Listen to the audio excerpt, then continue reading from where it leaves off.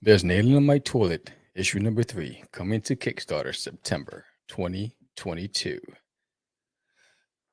What's up, Sam? What's going on in the House of Craze tonight? I'll tell you what's going on. We're talking to JD Calderon about the Oswald Chronicles on Kickstarter. So, let's get it.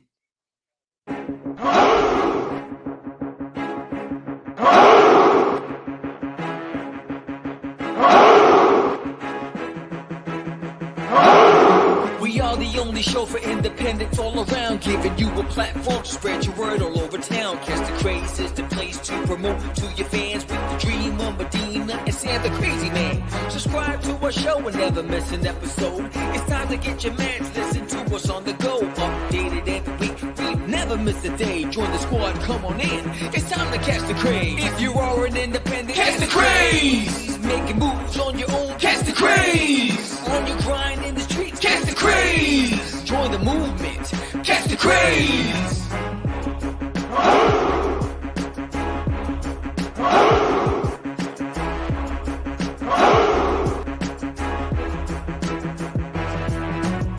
Yeah, George, we did it again. Come on now. You know you want to do it. Catch the Craze.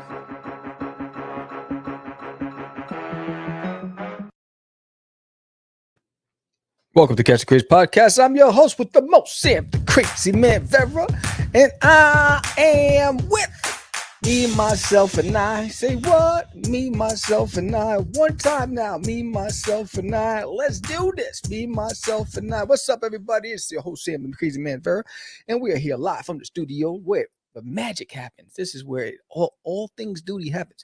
Anyway, so tonight, you know, I'm flying this ship Dolo because George is on the Orient Express. I don't know. He's traveling the Riviera. He's sipping on some vino. You know, he's living the life. And we're out here grinding in the heat, grinding on my life.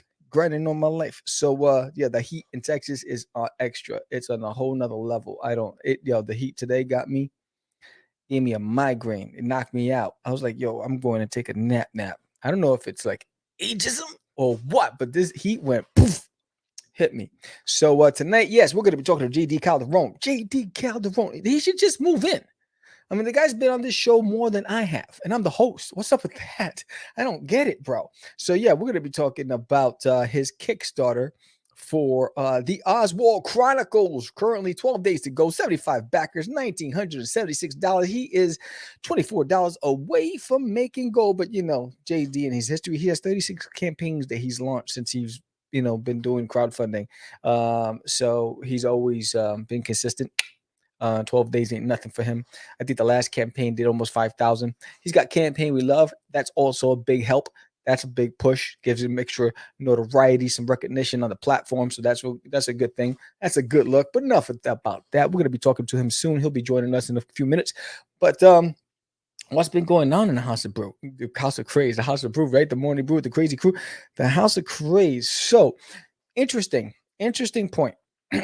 For a minute, for at least a year, we've become like the Kickstarter haven, right? Everybody last minute, can I promote my Kickstarter? Can I promote? And we were doing 4 live Kickstarters a week, 4 different guests. We had 5 guests a week, but we're doing 4 different guests just on Kickstarters. And we had pre-recorded shows that were non-Kickstarter related on Fridays. The moment we said, you have to book 45 days in advance if you want a Kickstarter, it's going to be pre-recorded. Stopped. Like, so it seems like there's a thing out there where everyone waits last minute. So where we were like overbooked, and it was all Kickstarters. And we want to support everybody, but we're not a Kickstarter show. We're an indie creator show, and we want to talk to creators about the creative process, about the art, about the influence, the inspiration. What makes you tick, what motivates you, what drives you. And so we just didn't want to be just a promotional platform. So the moment that happened, the bookings just went down significantly. Huge, right? So I get hit up all the time. Hey, I love to get on to promote my Kickstarter, and I send them the information, to Calendly, and it says 45 days in advance, pre-recorded.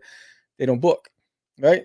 Because they wait last minute. They realize, oh man, I'm 2 weeks into the campaign. I need to get funded. Oh, catch the Craze. Let me hit them up, right? we're just not going to change our schedules anymore.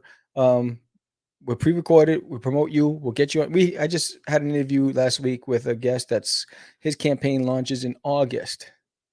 So at the end of July, right before his campaign launches, boom, we air that episode. So now he has some promotion that's going to get some word out for him. So we have a few others that same way. They're in the pipeline. Their campaigns are launching in August, September, and it'll air. So we got nothing but love for you indies, but it was just too much. Doing 5 interviews a week was just too much, and it was. But so if you're an independent creator, you're animator, web designer, cosplayer, illustrator, editor, inker, colorist, author, musician, we want to talk to you about your process. So hit us up on Catch the Craze. We want to just really get into your history, your story, your life, and your journey. That's what we're all about. So that's what that is. So what have I been doing? So we're at 78% of the surveys for There's an Alien in My Toilet have been filled. 78%. So thank you so much to all you people who have responded to the surveys. I have to be at 100% for me to send out. I want to send everything out together in one email blast. I don't want to have to send multiple emails. So please check your survey, check your emails. Please fill out that survey. It's good. It's critical. This is 1 week since the campaign's ended. Next week I should get the funds. The books will go off to the printers next week. And then it's a 2-week turnaround. So August, you should be getting it. And we're launching the next Kickstarter for issue number 3 in September. And that's going to be the Kickstarter thumbnail. That's what you'll see on Kickstarter. That's the thumbnail. Like, wait, Duty was a samurai in issue 2. He's a cowboy in issue 3. Who are those banditos? And why are they dogs? All these questions. You got so many questions. You have to pick up the book. So I did put out a survey to everybody out there. And I want to say thank you. So the question was, would you prefer issue 3 in September or the collected edition? I just do the first 5 issues in one big graphic novel.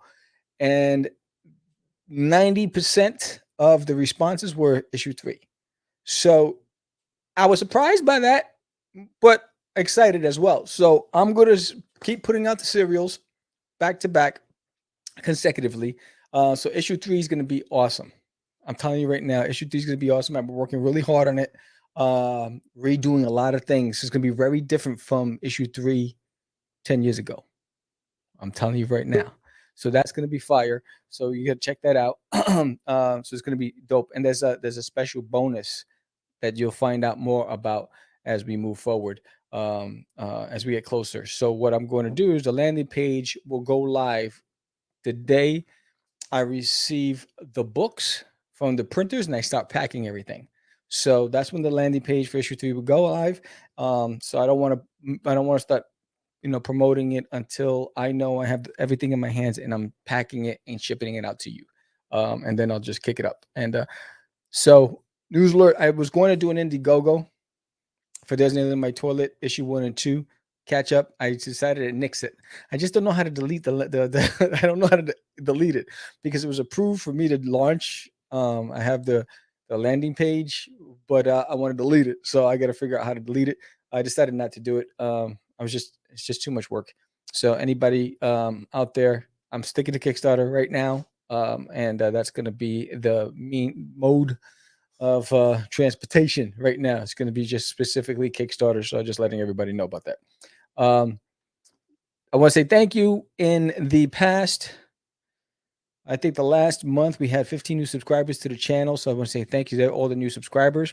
I love to shout you out by name, but a lot of you have kept your accounts private. So I don't know who you are, but whoever you are, thank you so much. We appreciate you. Thank you for growing with us.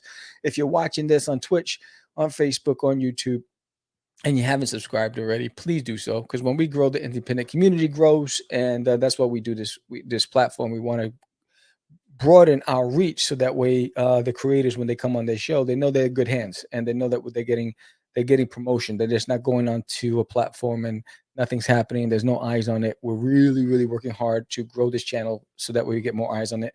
And if you're listening to us on other streaming platforms like our Heart Radio, Pandora, or Spotify, head over to YouTube, subscribe. It only takes a second.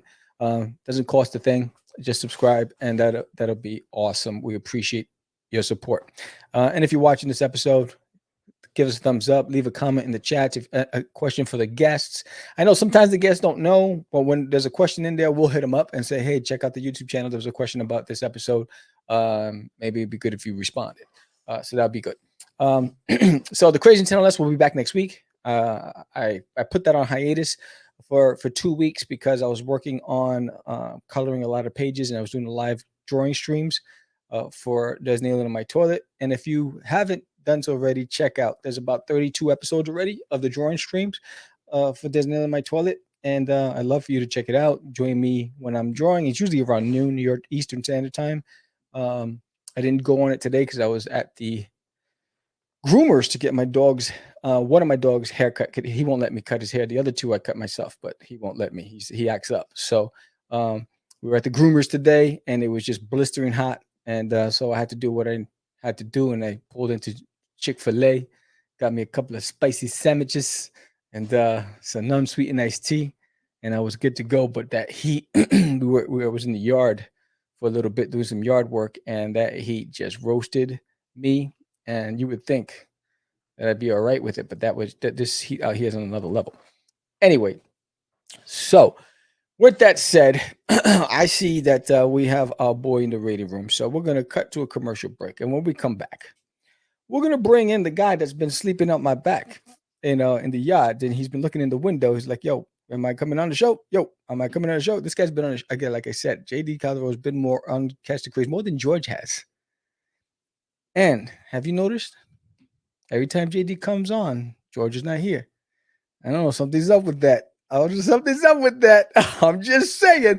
But anyway, with that said, if you haven't subscribed, I'm going to let the previous guests tell you why you should subscribe to Catch the Craze. And we'll be back with JD Calderon.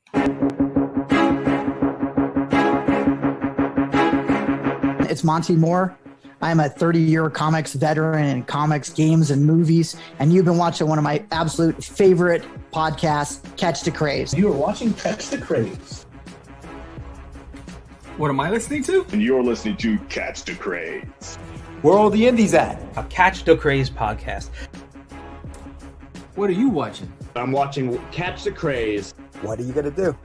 Subscribe now to Catch the Craze, the #1 show online for independent. Have you subscribed to? You are an independent. Catch the Craze! Making moves on your own. Catch the Craze! On your grind in the streets. Catch the Craze! Join the movement. Catch the Craze! All right, so let's go. Let's bring him in. Sancocho. What's up, sir? How are you? What's going down, James Brown? Tú sabes, lo mismo. Yeah, there you go.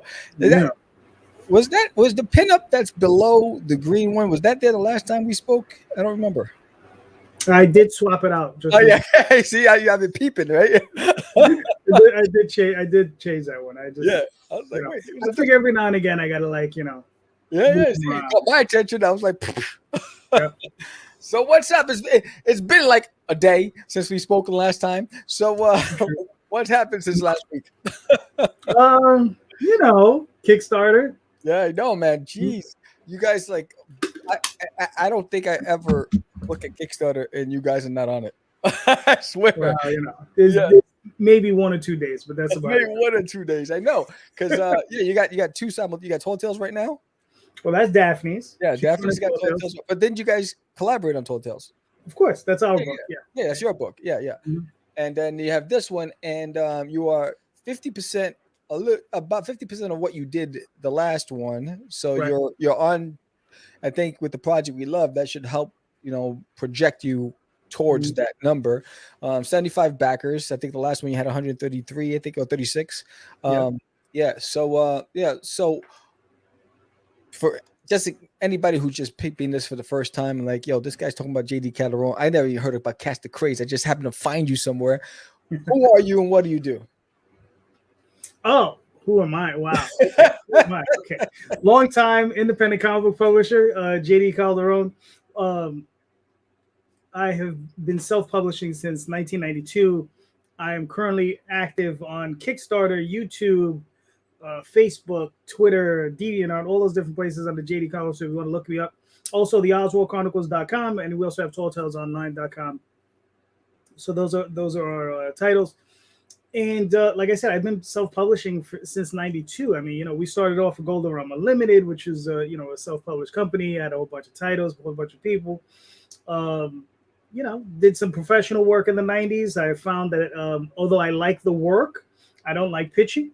So I moved away from that. And I just kept self-publishing. And here we are with the Oswald Chronicles, currently on Kickstarter. The Oswald Chronicles, think of what if the greatest sorcerer of our time was reborn in the body of a mouse? And what is he to do with himself? So. Nice. Interesting. You said 1992. 1992 was a good, and there was a lot of good things about that year and a lot of bad things for me that year. But that was the year when I first released my first single when I was doing music. Nice. That was the year that my mom got to see it on video. She didn't get to actually go because she was sick. And I graduated high school.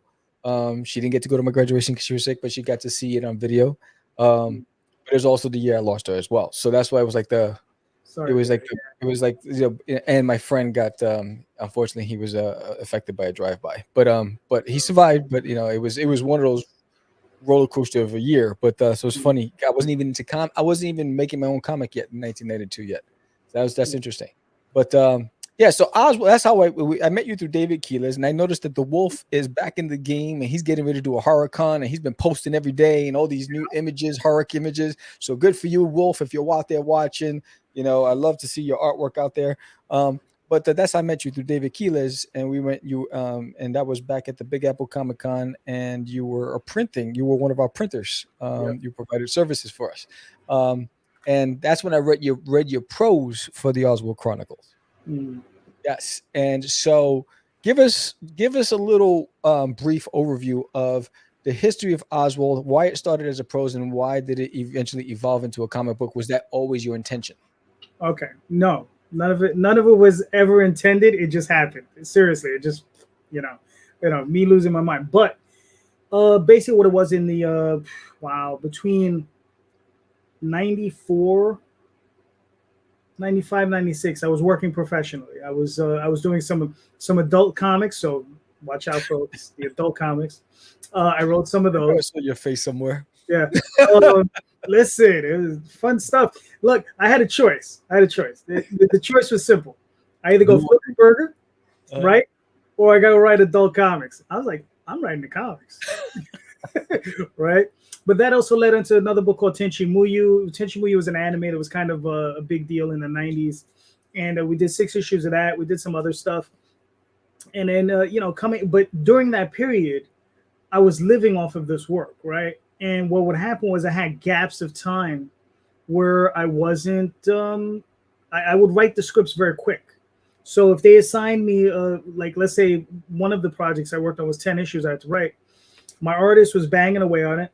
I would write it, and I probably wrote those 10 issues in 2 months, So I had income coming in, right? But I still had a lot of time, until my artist caught up. So I was like, all right, so what am I going to do? So I started writing the Oswald Chronicles, right? It was this whole thing with Daphne and I have said this story before. We're walking from the east side of Manhattan to the west side of Manhattan, and we saw some flowers that were chewed up, and I was like, oh, that would make a fantastic story about a little fairy and, and being mad at a troll for eating her flowers or whatever. And Daphne said that shit was ridiculous and stupid.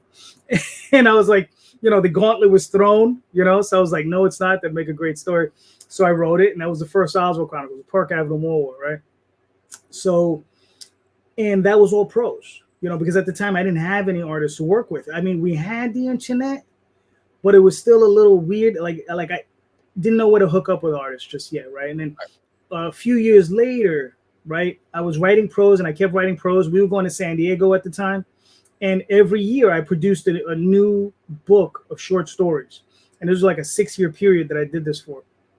And every year I had a group of people that would always come on. There was a group of they ranged, but it was weird because a lot of young girls from like 14 to like 19 or 20, and they'd always run by the table like, what do you got? Yeah, and they'd always, pick up the new stuff, right. And then we'd always pick up new fans, and that was always cool. And then I discovered DeviantArt, right? Two things occurred. Discovered DeviantArt. I was on there for maybe a year or so. Somebody dropped some cash in my lap. You know, I've told you this story. Like, you know, I just had a sum of money that I owed somebody, and they're like, don't worry about it. So, you know, like most people, most normal people, to go on vacation, buy a car, do something, put away for their retirement fund. Nope. I said I'm going to do a comic book, right? So I hired a couple of artists, and it was Jade Gonzalez, the artist that I'm still working with today. And I mean, damn, that was what, 2008 maybe. So, you know, we you know, it's incredible that she still puts up with me. Yeah.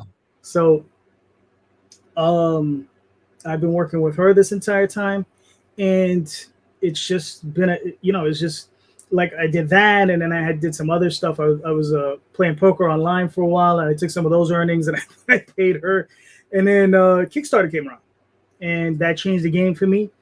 Because at the time, you know, the only thing there was what you could sell to retailers, or you can go to conventions. Right. Conventions are cool, but they could be a hassle. You know what it's like. You got to pack the car, you got to get everything together, and you got to, you know, get to the convention hall, rent the hotel. You know, depending where you're staying at, rent the hotel, do all this stuff, and still try to make a profit. You know, because you got gas, you got food, you got table costs, you know, hotels. You know, when we're going out to San Diego, you remember, you stayed with us at least once, maybe twice, right? And it was like 6 of us, 7 of us in the room, right? Yeah. I had to sleep with the wolf. There you go. Exactly. You know, he got wandering hands, so you gotta be careful. Yeah, I know. That's why I had my own thing wrapped around my body. It's like, oh, like a cocoon. Like, don't touch me. But that's the thing, is like, you know, just making, you know, that whole situation is just very stressful, and like, you know, it's tough to make a profit, you know.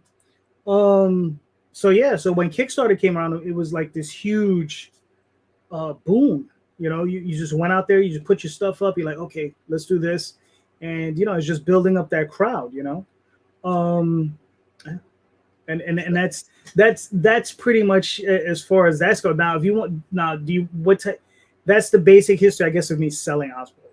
Right. Now, you want to know the basic history of I don't know, the germination of the story. Yes. Before we do that, you said something about, you know, you've been working with Jade Gonzalez since 2008. I believe that's the year. Yeah. So that first year to now, what has changed from your communication style with her for the first time when you were developing it as a comic book, and your editing process and how much communication was it then versus now? Because I would assume that at this time you guys are like in sync. Right. Well, yeah. I mean, in the beginning, yeah, there was probably a little bit more. She would send me layouts and stuff, and I would, you know, go through the layouts and correct them and be like, okay, move this, whatever. But man, I haven't seen a layout from that woman in years. She's like, I got this. Leave me alone. Yeah, right? Pretty much. It's just like, you know, the only time she sends me layouts for the covers. That's the only time she sends me layouts for the covers. She sent me 2 or 3 of those. So now the history of character development, right? When we look at like Garfield or Mickey Mouse, their first design looks nothing like their current design. Is that the case with Oswald? A little bit. Like, if I was, because it was funny, is the first person, I don't know if it was either Daphne or Matthew, but it was one of them that did the first illustration. I don't remember who. And yeah, it does look different, especially from the way Jay draws Oswald. And here's the thing, like, when I hire new artists, I'm looking for those artists to draw it in their styles. You know, I'm not looking for them to just mimic what Jade is doing. Right. Or I wasn't looking for Jade to mimic what Matthew is doing. Right. I want people to do it in their styles, because I find that's important, because I like different styles. You know, some people are stuck, like they don't like it's the difference between, you know, like, just to throw out some names, like Arthur Adams and Mike Mignola. If I could get each of them to draw the Oswald, come on, it would be incredible just to see them different. Just like having Sam Keith, right, or Jim Lee, right? Yeah, all these different styles, and I think it's really, really cool to see when you get it. But here's the funny thing about that, is that when you not everybody can execute the character, you know, because you go to some of these people who are professionals in the business. You know, a guy in a tight suit, they could draw all day. A woman in a nice, you know, bikini or whatever, they could draw all day. But you ask them to draw a cartoony mouse, they're like, what? You know, they start to lose their minds. They're like, you know, what are you talking about? An animal? This guy's tripping. Exactly. So, you know, so there's some people that can do it and do it excellently, and there's some people who just have a rougher time with it. But there's also a challenge with independent artists, right? So I think what you said it, where they try to recreate that look rather than staying at that. We all have that syndrome where for a while we have the imposter syndrome where we're trying to look like somebody else. We're trying to fit into a trend rather than just honing our own creative identity. You know what I'm saying? Right. So I think that's also part of the problem. It comes with maturity and there's like some people just get it from jump. Like you can see if you go to Webtoons, you're going to see a lot of artists that are trying to what's his name? Bill Watterson, you know, Calvin and Hobbes, right? Yes. So many artists are trying to recreate his style or mimic his style instead of capturing and honing their own process. And, you know, so like a dime a dozen now where, you know, he created this look and it was just like everyone, and it was like a combination of like Haggard the Horrible and Garfield, and you mold them together and he created his look. With a little bit of illustration in there.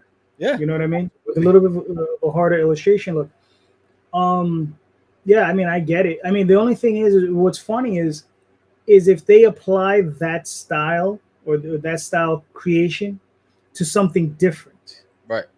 Pull away from like cartoony stuff, take that style and do a superhero comic. Because maybe that style it'll make you look a little different. Like Jake Parker. Yes. Jake Parker, you see he has a diverse portfolio, and I mean, and it's just brilliant. You know, the way his mind thinks and the page layouts and the way he designs is just fantastic. You know, he's actually running a Kickstarter right now. He's another one who has a Kickstarter every other week. Who's this?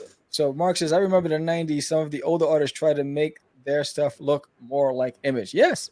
I was one of them. I was trying to fit in. And the thing is like in most cases, it didn't work. Yeah. Right? I mean, you know, you see some of the stuff, and you're like, it's not really that good. You know, thank God John Buscema never got on that train. It's like when I look at John Buscema, I want to see John Buscema. You know, I don't want to see him aping a Jim Lee or a Rob Liefeld. You know, right? I want to see John Buscema. John Byrne, the same thing. You know, although I'll be honest with you, in the 90s, especially that early 90s period when Image was around, I appreciated Byrne less. Although it's true, it's like it felt like he went from the X-Men to Fantastic Four. He did Alpha Flight, Hulk for a little while, and then he went on to Superman. Right, did great stuff on Superman. Then he moved over. He did Wonder Woman for a while, and I didn't really care for that.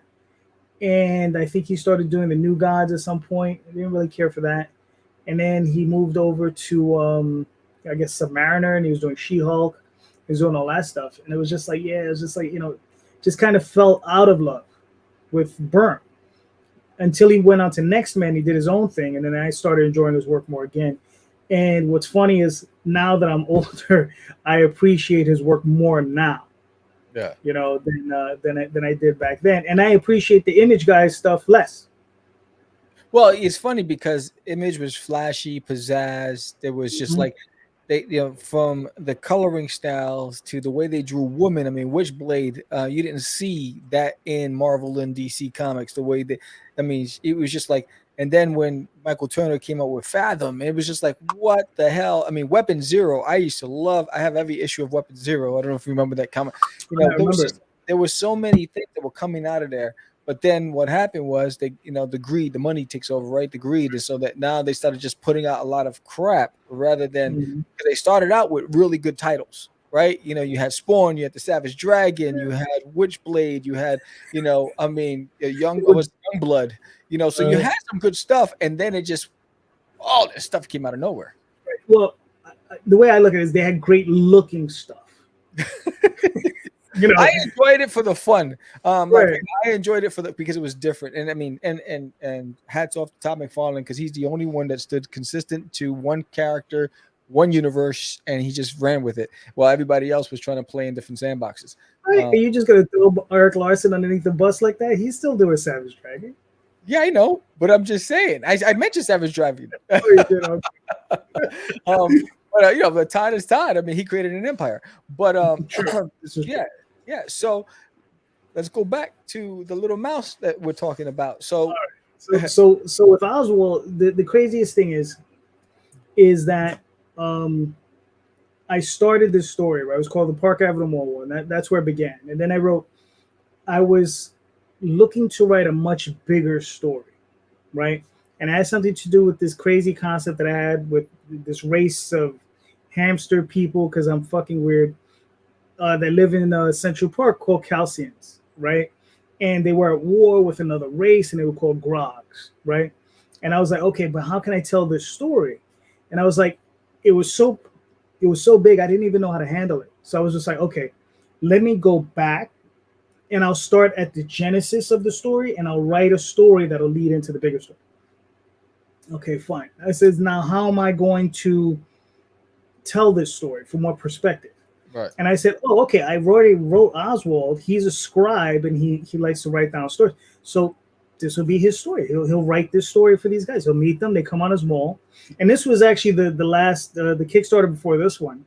No, it was a couple Kickstarters before. So you lose track. It was, we were just passing through, and they come on the mall, and he meets them, and whole craziness happens. But what occurs is they teach him magic, right? Now, while I'm writing this stuff, I'm just writing. I'm not I write by the seat of my pants. I don't plot these things out. I knew the ending, right? But the stuff in the middle that grows, I try to let that grow out organically, right? So I was like, oh, okay, so now Oswald knows magic. All right, cool. Then I did a story called The Bottle Imp, right? And I'm forgetting the author's name, but a very famous author. But he had written a story, The Bottle Imp. And I was like, okay, I'm going to do my take on that, where I have the bottle imp. And Oswald does this whole crazy story with that. Okay, and then Oswald does some more magic. Then he encounters the from the Kickstarter just happened, Dauphin. I wrote that story in prose, and then it just kept building up. And then Oswald became more and more involved with all of the stories. And then eventually these stories became about him. A story occurred. There was Park Avenue Mall War. Yeah, It Came Seeking Me. And then there's like 3 or 4 other stories. And then I hit a story called I Was There and I Remember, right? Which is yet to be released as a comic. It was already released as prose, but as a comic book, it's already done, and it's coming somewhere down the road. Right. And in that story, Oswald goes into dream, right? And it's like its own reality, right? And he's there for like 80 years, and he becomes an emperor. He gets married. He has kids. He ends up destroying his own empire, or at least he thinks he does. And then he eventually comes out of dream, and he was asleep for 2 weeks, right? He was like in a self-induced coma, and in that time, he becomes this great, powerful sorcerer, right? He gets all this knowledge. He was already becoming that, but by the time he comes out, so it's the difference between, like a 19-year-old, and then when he comes out 2 weeks later, he's like a dude who's been at it for like 100 years, right? And he has all this experience and all this knowledge, and when he comes out, everybody's thinking like he's just the same person. Where like, no, he's grown, he's done a lot of things. And he's been a lot of things. So it's like the character's grown. And then I have a few other stories, and then it rolls into his third life. He ends up dying at some point, and then he comes back to life, and then he and then he fulfills his destiny. That's the third arc. I haven't even started work. Well, I finished writing it. I haven't started. I don't have anything in the hands of any artist yet, but that's coming. Right. So if I was a few inches taller, what was the influence for that? If I was a few inches taller, it's the genesis of what he's a mouse, right? And he's dealing with a troll who's fighting an ogre, right? So the troll is about a foot tall, and then the ogre is probably like 2 feet tall, you know, and he just wishes he was a little bit bigger so he could help out his friend. You know, Wow. he wishes he could be, you know, like, because at that point he's not a sorcerer at all. This story actually happens in between Passing Queens and Making Homes, and We Were Just Passing Through. So that would be the natural flow through. So this happens right in between those two stories, and he doesn't know he doesn't have any magic. So the only thing he can do is just what he does physically. You know, he's just a mouse. He just wishes he was a few inches tall. Right. Interesting. So for a guy who's a big avid comic book reader, you know, a lot of different genres, how did you end up creating this fantasy mouse series? Out of all the things that you could have picked, you know, considering what you're well read, you're extremely knowledgeable on the whole Marvel Beast, the big two, and comic book in general. How did you end up with the mouse? Because I wanted to do something a little different, and in the end, I just think I have a thing for mice. Because if you go back right to what I originally did was Golden Realm Unlimited. There were 4 titles that came out. Tall Tales was one of them, which I'm still writing. Right. There's Dreamweavers, right, which I'm hopefully I'll be bringing back in the next year or two. There's Reaver, right, and Dreamweavers and Reaver are both basically superhero stories. Reaver falls along the lines of horror, right? I was mixing horror and superheroes. Dreamweavers, same thing, and it was a secret furry. There you go. And the reason is, and it's funny because in Dreamweavers, it's what I do is I do have the like furry-like characters, but what it is these kids, they play a role-playing game, and when they go to sleep, their role-playing game characters come to life, and they're like this big bat. There's a mouse character, there's a big werewolf character, huge armadillo character. So it's this thing. Whereas I created those characters so that people can project themselves on those characters, right? Because you know, myself growing up, I'm Hispanic, you're Hispanic, we're Puerto Rican, we're from New York, right? When we grew up, we didn't like reading. Like I love Captain America, I love Thor, right? But that doesn't represent me, right? But a character like Oswald, right? I feel anyone can project themselves on that. And it was the same thing with the Dreamweaver characters. Right. You can project yourself. It's the same thing with Tall Tales. You understand? He says, you know, these characters we all know and love, like Mickey Mouse and you know, Tony the Tiger and characters of that nature, where we could project ourselves on those characters. You know, so that's why I didn't choose. That's why I chose not to just use humans. You know, I want to do something different so people can project themselves on, you know, on that. But early on, I was doing superhero comics. I did something called Security Agenda. I was amped up to do something called American Justice. There was another one called Starpoint. I was going to do all this stuff, but you know, things didn't work out. So. Right. Interesting. It's fascinating. I mean, you think about it. I mean, it's what interests us from I guess, a collector, a reader perspective, and what interests us from a creative can be 2 different things. And it's funny how that worked out. So let's just pull up this campaign. Let's see what we're working with. So here's the Oswald Chronicles. What can people expect from this story? Okay. So again, we'll focus on this one right here. This is If I Was a Few Inches Taller. So Oswald has a neighbor. His name is Ordith, right? And he's a troll. And he finds that his friend Ordith, he's looking around on the mall and some things are out of place. And he's like, what's going on? And he tries to find Ordith. And he finds Ordith running from this ogre, right? And it's basically the story of what happened between Ordith and his name is Torquine, and that's the ogre. And what happened between the two of them that's created this animosity that makes them fight all the time. Torquine doesn't live there, but he comes back like every year or two, or he finds Ordith every year or so. Wherever he goes, he finds him and he harasses him. He tries to kill him. He's trying to eat him. You know, that's one of the things in this universe. What I do is ogres, when they eat someone, they consume not just the body but also the soul. So it's terrifying. So it's terrifying if you're gonna get eaten by an ogre. It's a bad deal. You know, Or trolls are a little. somebody with jalapenos. Spice it up. Trolls are a little different. If they kill you, they absorb a small portion of your soul, right? Both of them goes to the history, which I never really explained of what it is when trolls. Now, here's the thing: neither one of those two races, there's not a female or male. Okay, they can identify as either. So you can have trolls that dress like females, and you have trolls that dress like males. Most of them do dress like males, but not all of them. Same thing with ogres. They procreate by there you go. I agree. So they procreate. Trolls, they have these huge pools they go into, and they dissolve their bodies into it, and all of the souls that they've absorbed comes out as babies. So they end up with like hundreds and hundreds, depending on how many people they've killed, how many things they've killed and consumed. That's how many new trolls will come out. So that's how they grow. Ogres, they bury themselves in the earth, and it's a similar process with them. All the souls that they've consumed come out, and those become new ogres. All right, I'm gonna stop you right there because this is me with my creative hat thinking. So now, they've taken a soul of let's say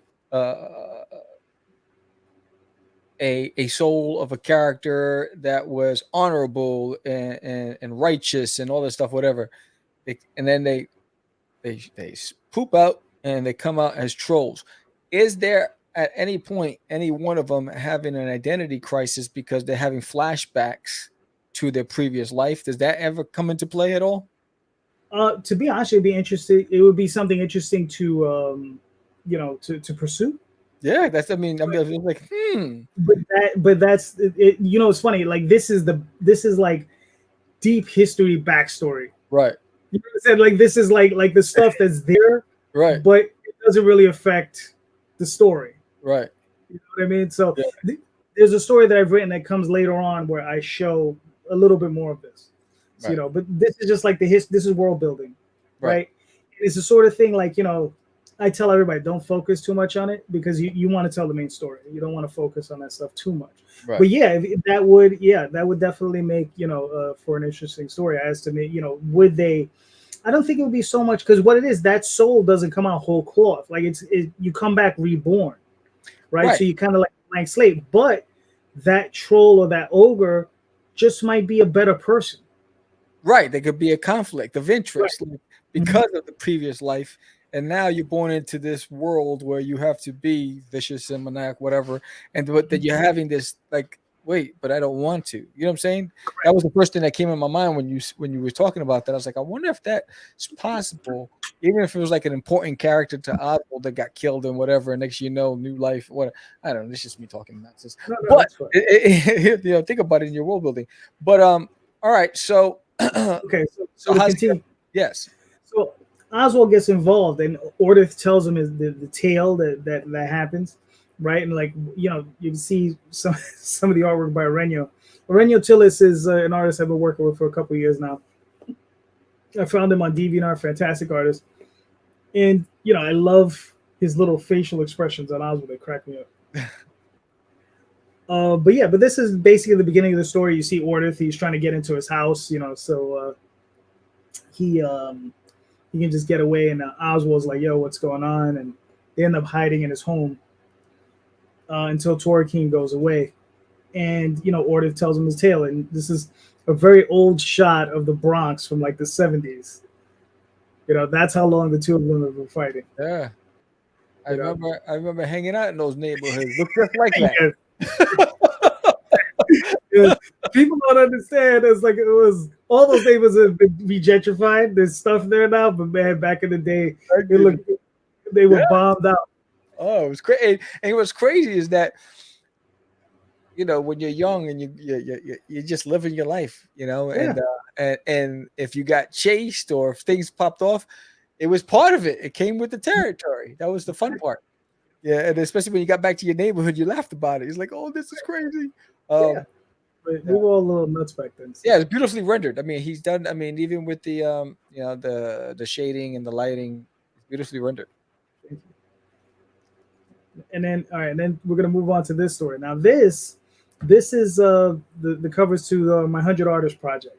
Right now, this is a little bit later on in Oswald's life. This stuff all happens in Dream, and this is there's another story called My Time with Clive. So this is the very beginning of that. So this story leads right into My Time with Clive, and it shows the very beginning. And in this story, what we see is Oswald, for the longest time, he didn't know where his power came from, right? Because the Calcians, they warned him. They said, listen, if you use magic, there's a cost, right? The one thing Oswald never faced was a cost. So he never knew. He doesn't like, he would use magic and stuff would just happen, right? So he never knew the cost. And in this story, he encounters and he finds out what that cost is and how serious it is. And it changes the way he does magic. So later on, you'll see that he doesn't try to cast spells. What he does, if he's fighting against another magic, sorcerer or whatever, he's deflecting magic. He's trying to capture it to use it later. He's absorbing it. He's doing very, very different things to try not to use magic. And there's a reason for it. And this story explains that. So, nice. And this was. I like this color work by Josefo. Yes. Josefo. Manatrova, yeah. Well, it's funny. Like I keep Jade, right? But I've seen her speak in Spanish. I saw her interviews similar to this, and it's her name is pronounced Hari in Spanish. Hari, yeah. And I was like, oh, that's funny. I was just like, yeah, it's the J. Look, my name starts with J. Yes. Right, and it's just like, I'm like, oh, Hadi. I'm like, why didn't I not figure that out? But but it's Jade in English. So. Yeah, it's like my grandmother when she says, she says, "Peanut butter con jelly." There you go. Yes. Right, and then this story is the second story. This is a follow-up to that one, and Oswald ends up floating in the sea of stars. And he finds a nice sailor guy. And he ends up with these. I love the little smiley face stars. Yeah. But yeah, this is where he just continues on that journey. And like I said, my goal is to work with 100 different artists on. I don't know if I'm going to do 100 different stories, but it is to work with 100 different artists in that series. Like I may have a story that I'm thinking about it where I may have just each artist just do one page. So wow. I can cut down the amount of time. I don't want to spend like 19 years just gathering 100 artists. I mean, that rendition of Oswald's my favorite. Yeah, that was done by Jerome Jacinto. Yeah, it's beautiful. Filipino artist. He does a lot of stuff for video games. Nice. Yeah. And then, like I said, there's a lot of stuff in there. If you're in the first, I only have, I think, a few left. So if you're in the first 45 physical backers, right, you're going to get some cool stuff. You're going to get one of those things. That's coaster. That's a coaster, right? You're going to get this, which is a sheet. There's like 4 different Oswalds on there. Oh, a sheet? Yeah, that's a sheet of stickers. Nice. So, so you got one by Daphne. One by Daphne, one by Jade, one by Arenio, and one by this other artist. I keep forgetting his name, but he's actually pretty good. And then you're going to get this thing, which is a little acrylic pin. So, nice. So, so for the first 45 physical backers, they'll get that. So nice. And, I got T-shirts. I got pin. That's like a cloisonne pin or a hard enamel pin available. Right. Those are available as add-ons. How well does your pins do at conventions? Well, I haven't done one. Weren't you at EternalCon? Yeah, but we only took trades and like single issue comics that we were selling for $1. Okay. Mm-hmm. Oh well, you got another backer. Nice. I mean, it's like this goal has been killing me. I'm like, oh my goodness. Normally, yeah, I know. Normally, you kill it and you get your goal, and then you can just ride the wave. Exactly. This one, for some reason, it's funny. We've gone through a lot of discussion as to why, like the last Kickstarter I did very well, almost Extremely double well. this number Yeah. towards the end. There's still time, so I'm still looking to build on this. But yeah, I don't know what. I have an idea, and we can discuss it off camera. But yeah, but I think I mean, I felt the pain with my there's another my toilet issue 2, where it took forever just to get funded.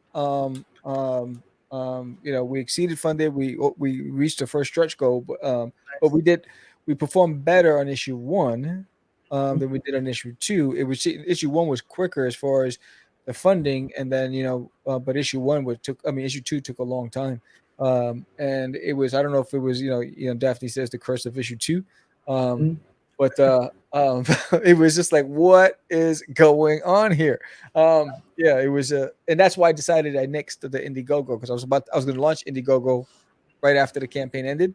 I was like, I'm exhausted. I can't go through another trauma. Yeah. Sometimes, you can definitely wear yourself out, man. I mean, definitely. Yeah. I mean, something I want to let everybody know is that this is for when we hit, and we're gonna hit it, 100 backers. I'm doing 2 things. One, I got a metal trading card for everybody that backs physically, and for everyone digital, I'm releasing issues 1 and it's gonna be 1 and 2, but it's my first day, which a lot of people already have, right? But it's in black and white. This is gonna be in color.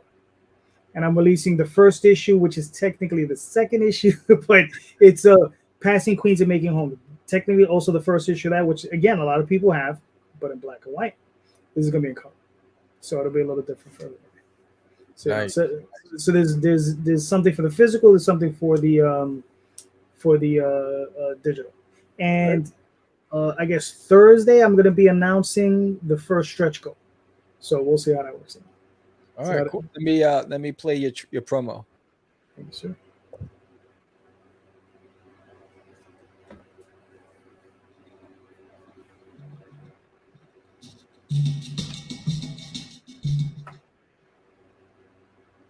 Hello, my friends and fellow Oswaldians. This is JD Calderon, and today I bring not one but 2 exciting stories in Oswald's life.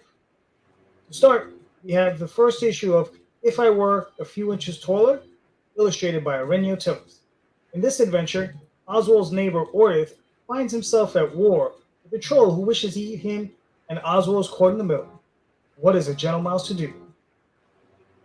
The second book being offered is a book I've been thinking about for a long time, and it's very near and dear to my heart. It's my 100 Artist Project, where I will do my best to work with 100 different artists on various stories, all featuring Oswald as he begins his 6-year walkabout in Dream, where he discovers the true cost of his power and how he reconciles with that cost. The first story in the series is illustrated by Jade Gonzalez, and the second is illustrated by Donna Younger, all in full color. So please check out the various rewards.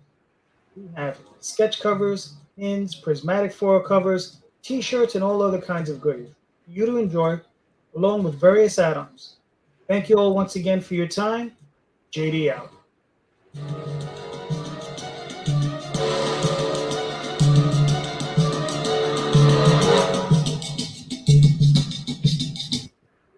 I feel like dancing to that beat. It's like my like a very tribal beat. So one thing I don't think I've ever asked you on any of the interviews we've had you on was your thought process behind the font usage and the logo design. Okay, the logo design for the Oswald Chronicles, that is, you can give all the credit for that to Daphne. That's all her. So she's the one that does that. Now we sometimes we use a blue logo, sometimes we use like this red.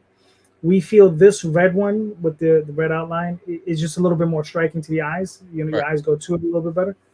So that's that. Now as far as fonts, you're talking about the interior of the book, or you're talking about the logo? I'm talking about the logo. I mean, because you have a lot of choices. You have a lot of people like to use symbols and graphics with their logos. They come up with these ornate designs. What was the How many versions did you land before you said this is the one? Ooh, because you know what it is? She came up with this one a long time ago, and we've just been using it ever since. And yeah, I couldn't even tell you because I don't remember. I don't remember. He's like, damn, Tim. It's been around since the 90s, literally. Ask me that back then. Exactly. You know, it was funny because I was thinking about it. I was looking, I was like, I wonder what, you know, because one of the fundamentals of this show was really about your process and what got you from point A to point B. And so as I'm listening to you, and you know, you put a lot of thought and consideration into your character development, your world building. And so it just piqued my, you know, I was like, wait, I don't think I've ever asked that. I mean, what was that process like as well? Because there are so many different fundamental aspects to creating a comic book, creating a universe, things that people might not even consider, from a branding aspect, promotional aspect, you know, all those things, you know, and you know, what are some of those things that you took into consideration when you were when you came up with the look of the character? You know, what was, you know, did you know what he looked like in your head, and how many renditions did you get from the artist before you said that's the look? Right. That's a good question, because the thing it just goes down to my process, right? So with Matthew, who's either Matthew or Daphne, and I just said, listen, he's a mouse and he has a bow tie on. That was it. And they just drew a mouse and they put a bow tie on him, and that was pretty much it. His little pince nez, those little glasses, they came in later. His little vest, it also came in later. Those came in with Jade, because with her I was like, okay, put a little vest on him and put the little glasses on him. I thought they were cool. Right. But yeah, that's where those elements came in. Like I said, as far as the look goes, it's one of those things where I just like to. Okay, what happened there?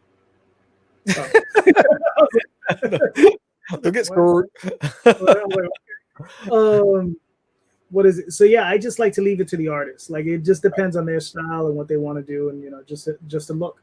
It's just like I said, some people can draw them and draw them well. I had a pretty good artist who's worked at Marvel and DC draw them, and it just looks terrible.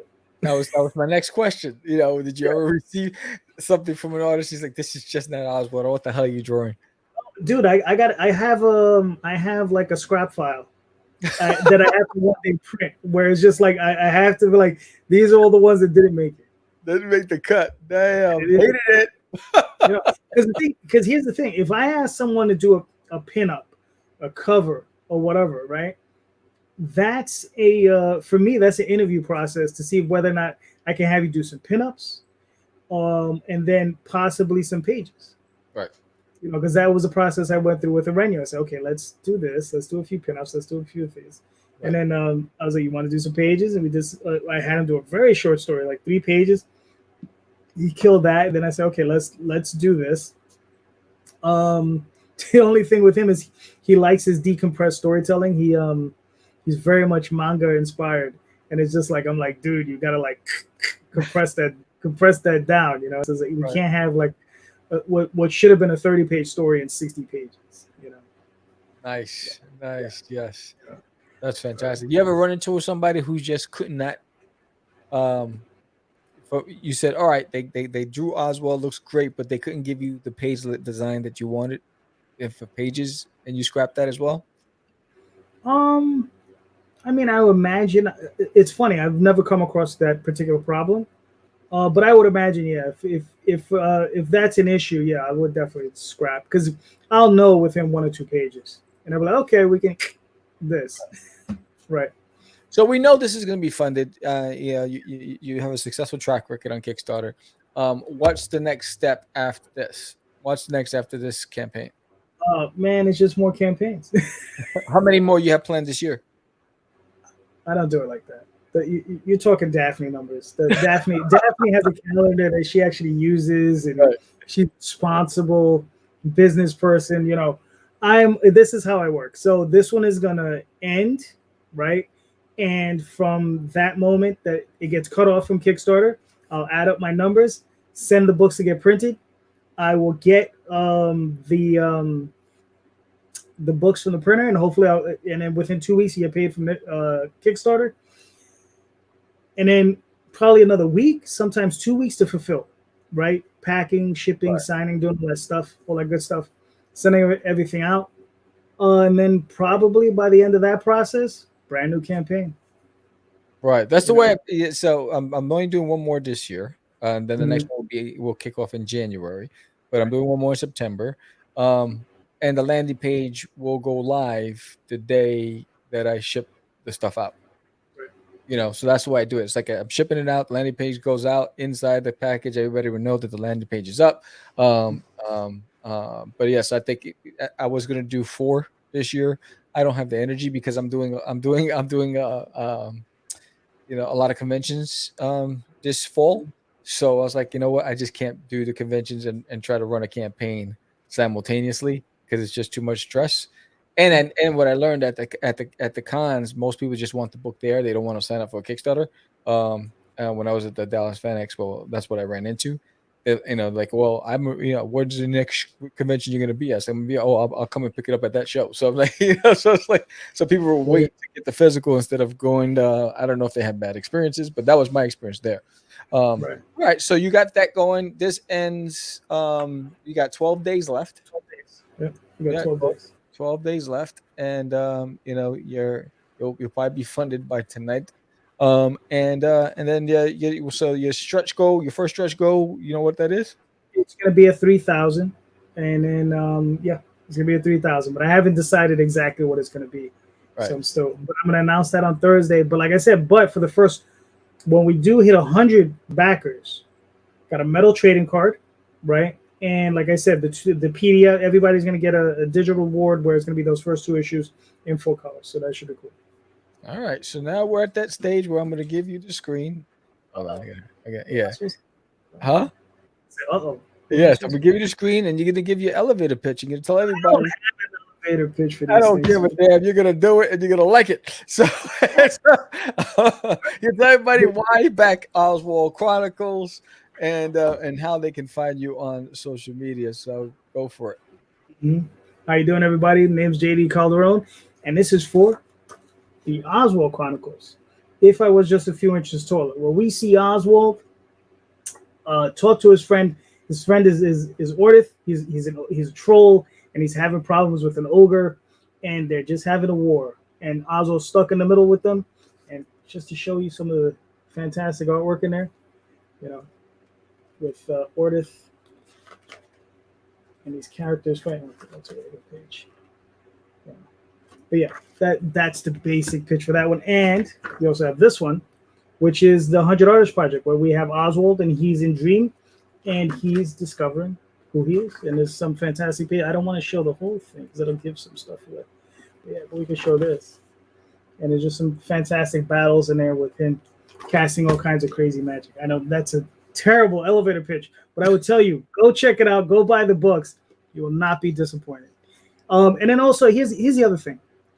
I tell everybody, go to the OswaldChronicles.com. If you ever have any questions, any doubts in your mind, go to the OswaldChronicles.com and check out the stories there. I have them up online. There was originally webcomics. They're up there for free. Go check them out. And then go back to books. All right? Yeah, so there you go. There you go. And where can people find you besides OswaldChronicles.com? Facebook, Twitter, Instagram, DeviantArt, all under JD Calderon. And on just almost every Sunday on YouTube, doing my Indie Comics Explained, where sometimes Mr. Vera shows up. Yeah. Right? I'll make my presence felt. Exactly. Rosario's not talking about pizza, but yeah. Right, or hot dogs. Hot dogs. Yep. Once in a blue moon, Mr. George will show up. He's still on vacation? Yeah, he didn't want to come on because you were here. Okay. He didn't show up on the last one either. He was on with us the last time. No, he wasn't. He was on us the 2 times ago. Oh, really? Damn. Yeah. Oh, man, I got to catch up to George. It's terrible. Yeah, I told him I was going to tell you that he don't like you. He's like, yo, okay.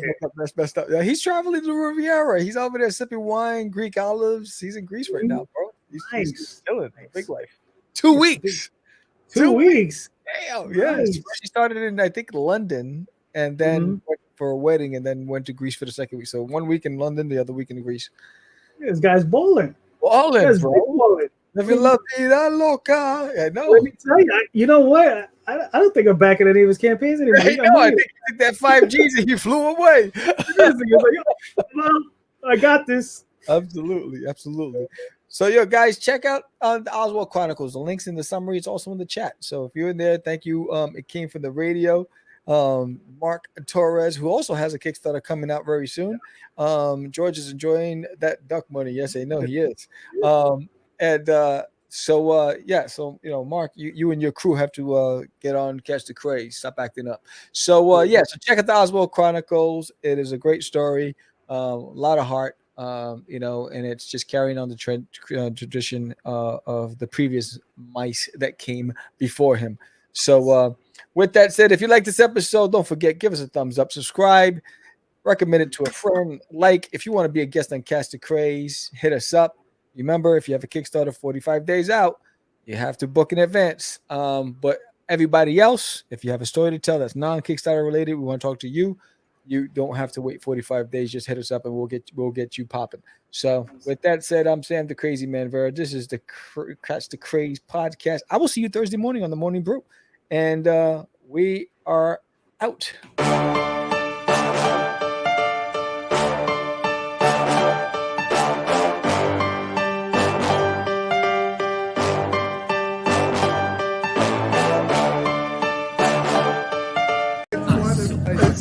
It's not. Acquiesce. No, I was talking about my friend Acquiesce. Say my name, right? This is what you were thinking? Oh, my. He described me. He said, I'm the what? Catch the Craze. You're listening to Catch the Craze. You're listening to Catch the Craze. Catch the Craze. You are listening to Catch the Craze on Catch the Craze. You're listening to Catch the Craze.